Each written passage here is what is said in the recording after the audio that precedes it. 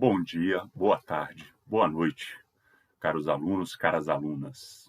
Iremos iniciar agora o conteúdo de nossa terceira semana e pela primeira vez entraremos a fundo na discussão a respeito de legislação tributária. Como nós sabemos, no Brasil nós temos várias leis e vários tipos de lei. Tentando evitar o conflito entre esses vários tipos de lei, o jurista austríaco Hans Kelsen criou o que a gente chama de pirâmide de Kelsen. Pois bem, esta pirâmide de Kelsen estabelece qual é a hierarquia entre as normas de qualquer país. Pode uma resolução ou uma instrução normativa ir contra uma lei? Se isso acontecer, o que equivale? Pode uma lei ir contra um artigo da Constituição? Se isso ocorrer, o que equivale? Então, a pirâmide de Kelsen, ela estabelece a hierarquia. A Constituição é a lei máxima de um país. Apesar, óbvio, que sempre existem pessoas que pensam que estão acima da Constituição. Cidadão não, engenheiro civil formado, melhor do que você. Mas tirando esses casos totalmente equivocados, o nosso regime jurídico todo tem que obedecer à Constituição, que é que está lá no topo da nossa pirâmide. E abaixo da Constituição nós temos as leis complementares. Então, se uma lei complementar diz algo contrário ao que está dito na Constituição, essa lei complementar não é válida. O que vale é o que está na Constituição. As leis complementares podem complementar, podem ampliar, podem agir e legislar sobre coisas que não foram discutidas na Constituição. Mas se houver um conflito, o que vale é a Constituição. Abaixo nós temos as leis ordinárias. Da mesma forma, se uma lei ordinária for promulgada e ela falar o contrário do que está dito numa lei complementar, o que a gente deve seguir? A gente deve seguir a lei complementar, que é superior à lei ordinária.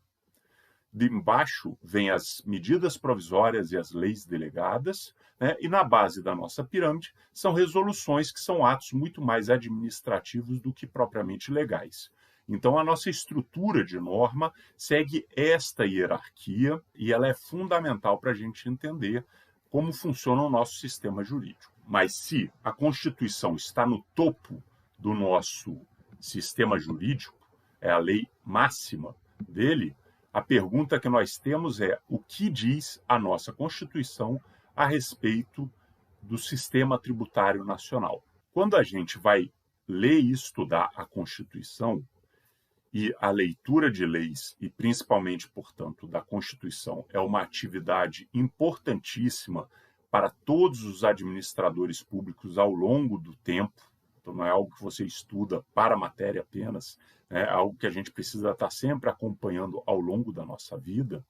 Mas quando você vai ler a Constituição, você percebe que ela é organizada em títulos. São 9 títulos, né, sobre os direitos fundamentais e por aí vai. Cada título pode ter um ou vários capítulos, e os capítulos podem ter seções. Pois bem, o título 6º da Constituição é sobre tributação e orçamento. É um título que tem 2 capítulos, um sobre o sistema tributário nacional e outro sobre finanças públicas. Finanças públicas vai falar mais a respeito da questão orçamentária. E o capítulo sobre sistema tributário nacional tem 6 seções.